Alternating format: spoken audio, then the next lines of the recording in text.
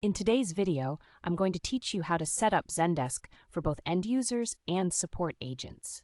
If you find this useful, consider subscribing and liking the video. Now let's dive in. First things first, you'll need to sign in to your Zendesk account. Head over to the Zendesk website, and in the top right corner, you'll see a Sign In button. Click on that, and you'll be prompted to enter your login details. Once you're signed in, you'll be directed to your main dashboard where the magic happens.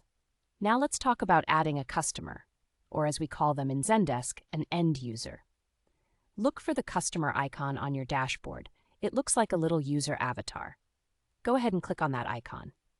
Next, find the option to add a customer, which is typically represented by a plus sign or a button that says Add Customer. When you click on that, you'll need to enter the customer's name and email address. This step is super important because it sets up the communication line between you and your customer. Once you have your customer set up, it's time to create and assign a ticket. This is essentially the heart of your customer support system. Go back to the dashboard and look for the plus New Ticket option. Click on that. You'll now see the ticket creation interface pop up. In this interface, you'll find the assignee field. Here's the important part. Click on that, and you'll want to choose Support as the team or group. After that, you can select the specific support agent who will take ownership of this ticket. It's good practice to assign tickets based on expertise or availability to ensure your customers receive timely assistance. Next, let's fill out some ticket metadata. This involves categorizing your ticket appropriately. You'll want to select relevant tags that reflect the nature of the issue at hand. Additionally, choose the type of ticket and set the priority level. The priority should be determined by how urgent the customer's issue is. This helps your team manage their workload effectively. Now that we've got that sorted, let's move on to writing the ticket's subject and message.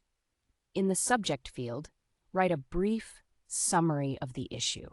For instance, you could enter something like, Issue with sign-in.